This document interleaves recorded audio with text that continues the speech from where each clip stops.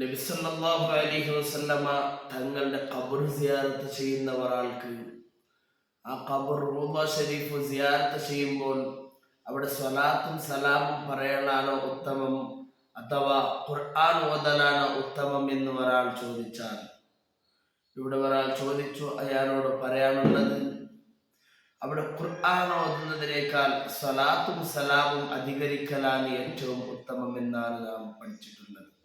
എന്തിനെന്ന് പറഞ്ഞാൽ, പ്രത്യേകമായി ദിക്റ് പറയുന്ന ഒരു സ്ഥലത്ത് അവിടെ ഖുർആൻ ഓതുന്നതിനേക്കാൾ അവിടെ സവിശേഷതയുള്ള, അതായത് ഖുർആൻ ഓതുന്നതിനേക്കാൾ ആ സ്ഥലത്ത് കൽപ്പിക്കപ്പെട്ട ദിക്റ് ഓരോ സ്ഥലത്തും പറയാനുള്ള, അവിടെ പറയാൻ ഏൽപ്പിച്ച ദിക്റുകളുണ്ടല്ലോ.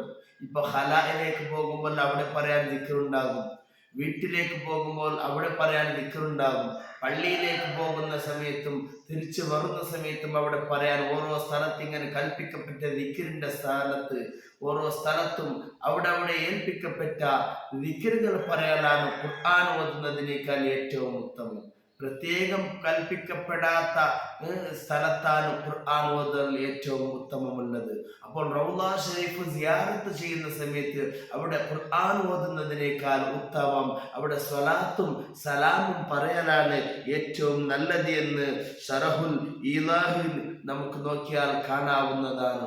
അല്ലാഹു റബ്ബ് സുബ്ഹാനഹു വ തആല മുത്തനബി സല്ലല്ലാഹു അലൈഹി വസല്ലമ തങ്ങൾക്ക് ഒരുപാട് സ്വലാത്തും സലാമും പറയാൻ നേരിട്ട് റൗള ഷരീഫിൽ ചെന്ന് പോയി ഒരുപാട് സ്വലാത്ത് പറയാൻ നമുക്ക് അല്ലാഹു തൗഫീഖ് നൽകി അനുഗ്രഹിക്കുമാറാവട്ടെ.